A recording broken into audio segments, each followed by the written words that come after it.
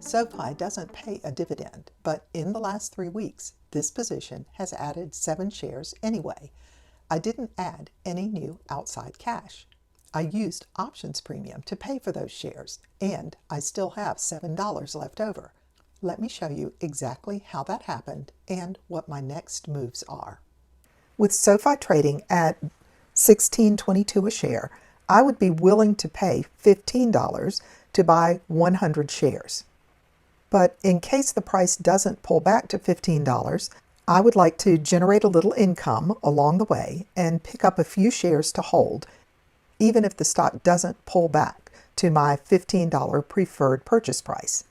It filled at 58 cents a share. Now I'm going to buy 3 shares of SOFI. And that order filled at $16.20 a share. That was the starting point, selling the first put and using the premium to buy 3 shares. From there, I let the position work, and then I made one more adjustment.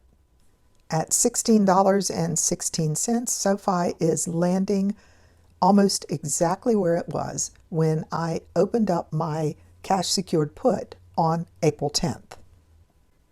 My $15 cash secured put is expiring tomorrow, Friday, May 1st. So I'm going to just stick with my program. I'll roll it out about 7 weeks and collect enough premium to pay for 4 more shares. It filled at 64, and I'll spend just a little bit more than that to add 4 shares to the position. On June 18th, if the share price is less than $15, I will be assigned to buy 100 shares and pay $1,500 for them. If that happens, my total out-of-pocket at that point will be $1,492.34. And if I divide that by 107 shares, my average cost per share will be $13.94. What's happening here is that the same $1,500 is doing 2 jobs at the same time. It's sitting in SWVXX, earning a little over 3.5%. And at the same time, it's securing a put that's generating options premium. And that premium is what I'm using to buy shares. That $1,500 is still at risk. I'm using it to secure a put on a stock that I'm willing to own, and I know that I could be assigned to buy the shares at $15, and I'm okay with that. I'm generating income and building my share count before that happens, so if I'm assigned, I'm starting from a stronger position. I'm entering this position slowly because I have mixed conviction on SOFI. I'm letting it develop over time instead of building it all at once.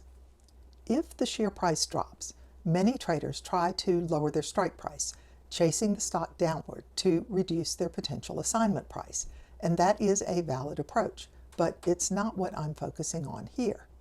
Instead, I focus on generating income first, so rather than lowering the strike, I may roll the put straight out in time, keeping the same strike but collecting more premium.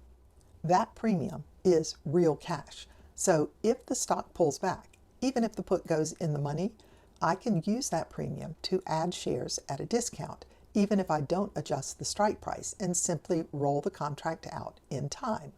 The contract may change in time, but the decision I'm making is to prioritize income over changing the strike.